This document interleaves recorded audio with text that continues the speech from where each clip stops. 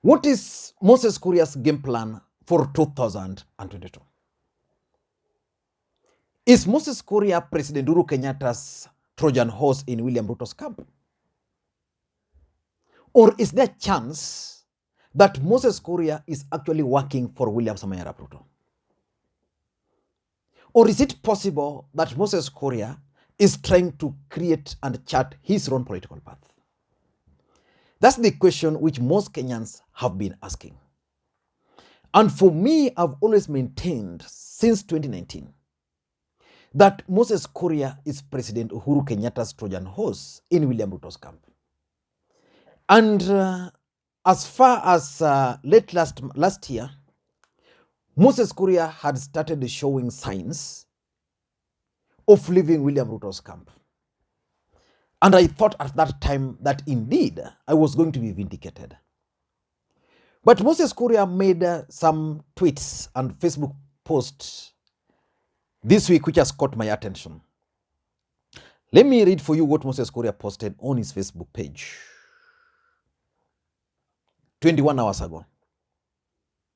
Moses Kuria is saying, Azimio is a bad idea fronted by the wrong people for all the wrong reasons. Its fate is Jehannam and Judgment Day is here. That post by Moses Kuria already has close to 10,000 comments. That's serious interaction. That post has been liked by 24,000 people, which is serious. And that post has been shared by 900 people. Then it didn't end there.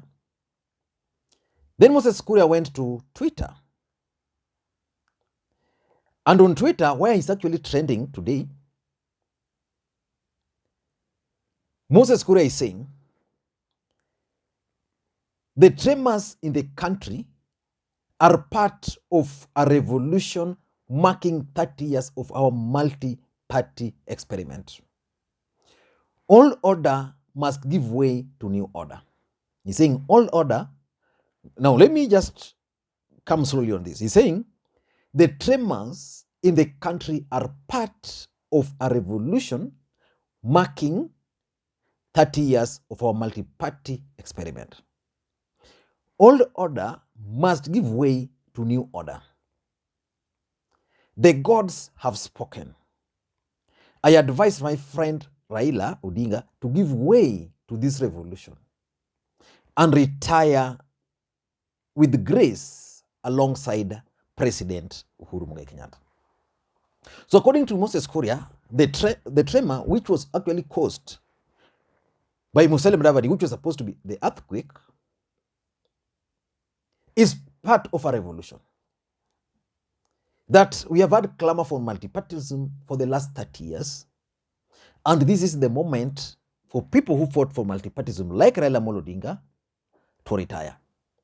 But if you combine the tweet by Moses Kuria and you also combine it with the tweet and the Facebook page post, then you can clearly tell that Moses Kuria is actually now out or cutting links with Azimio la Umoja. I've always opined on this platform that Moses Kuria was going to be the only person who was going to save President Uhuru Kenyatta from being humiliated by the deputy president. And remember, when he formed this party, Chama cha Kazi, and William Ruto insisted that he was not going to have any coalition with any party, Moses Kuria parted ways with the deputy president, just like Martha Karua did, and the way Mwangi Kiunjuri did. But that tweet by Moses Kuria is something else. So in this video today, I want us to go into that particular tweet and explain to you guys the message, which is actually bad news to Raila Odinga and to Uhuru Kenyatta, which Moses Kuria was trying to relay. But before we do that, if you're watching this channel for the first time, I want you to take a second or two, click the subscribe button, so that next time we produce a video like this, YouTube will automatically notify you. And to the subscribers, I want to continue. Thank you guys for your continued support. Now let us get back to the main issue. What is Moses Kuria's game plan? Moses Kuria is actually tweeting and Facebooking from hospital. And when Denis Itumbi announced that in February he was going to have a major rally to explain to Kenyans what happened to him somewhere in Murang'a, Moses Kuria also chose that same date to celebrate his homecoming and recovery somewhere in Thika. And I remember Kanini Kega taking that issue up, and I thought maybe that was going to be the opportunity for Moses Kuria to join President Uhuru Kenyatta and Raila Odinga. But from this tweet, Moses Kuria is likely not to join Azimio as at now. We have how many months to the next election? 7 months. So time is also running out very fast. But one thing is clear, that Moses Kuria's main intention is not 2022 elections. Moses Kuria is focused on post-President Uhuru Kenyatta's succession politics. He wants his party to sponsor candidates, and that those candidates are going to win. And after those candidates win, then he will be a party leader. Then he can start negotiating in future. But the point is, what was the objective of Moses Kuria's tweets? Objective number one. I tend to think that Moses Kuria is now trying to quote William Samoei Ruto. You know, William Ruto was very adamant that he was not going to allow Moses Kuria and Mwangi Kiunjuri to have different party in the larger Mount Kenya region other than the UDA party. Moses Kuria said from his own experience that was not going to happen. Mwangi Kiunjuri said that from his own experience it was not going to happen. So kind of these guys parted ways. But William Ruto recently entered into some agreement, coalition agreement with the Luhya Nation. And William Ruto, they've been criticizing him why he's locking Mount Kenya or stopping Mount Kenya people like Moses Kuria from entering into a coalition agreement with him, but not the other regions. So probably William Ruto has also realized that he can't go alone. Those who are following my channel, there's a time I said that one of the things William Ruto was making was to lock out or to rule out coalition. It's important.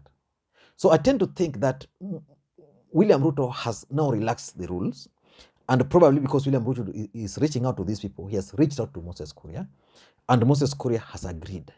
But the only thing is that he's going to retain his party. So the only way now to show commitment is to be seen to be attacking Uhuru Kenyatta and Raila Amolo Odinga. That's the first objective. The second thing I'm getting from Moses Kuria's tweet is that it is actually motivated by the effect of Musalia Mudavadi's earthquake. The truth be said, politics is a game of perception. The day William Ruto bagged Musalia Mudavadi, he created a huge perception. And strategically, William Ruto decided that the first place they were going to stop was in Baringo, where Musalia Mudavadi's mother comes from. Then from Baringo, they were going to go to Nakuru, of which have actually done a comprehensive analysis about that Nakuru event. So Musalia Mudavadi's impact is being felt.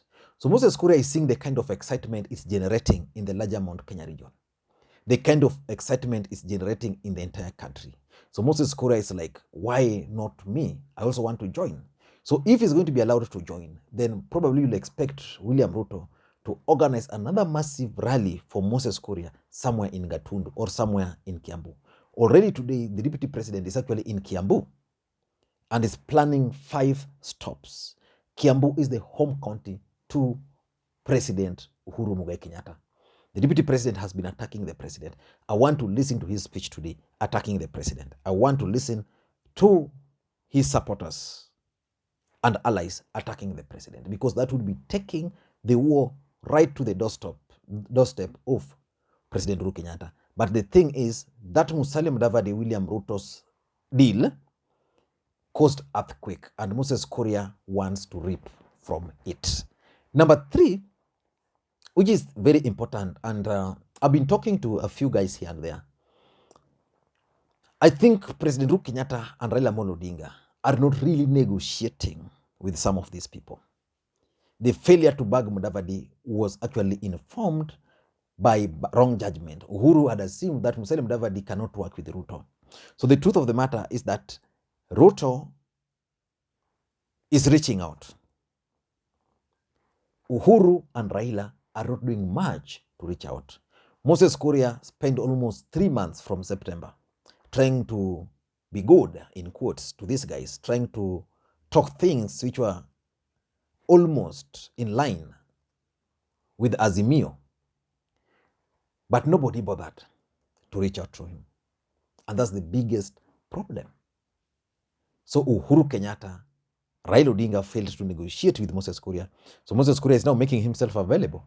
I can work with the deputy president. So Raila, I cannot. So he's doing this so that Uhuru can actually go and try to reach out to him. And number 4, I also tend to think that this is Moses Kuria's strategy. And it has been working for him.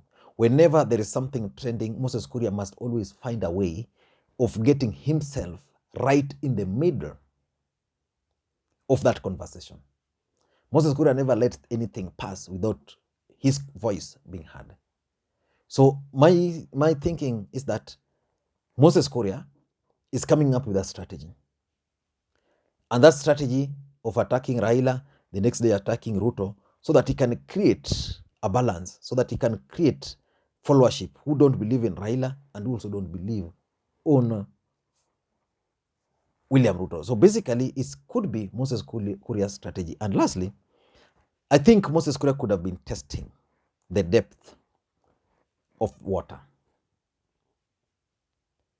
Just wanted to throw some stone somewhere and see whether that stone was going to hit someone. But if you ask me, Moses Kuria is President Uhuru Kenyatta's Trojan horse. And in politics, you can't rule out anything. Probably they might actually fall out. Until they fall out, for me, Moses Kuria is President Uhuru Kenyatta's Trojan horse. I don't know what you think, but that's my take.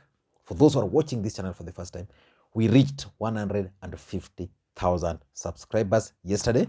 Let me just check now. Now we are 150,000 and some 200 people.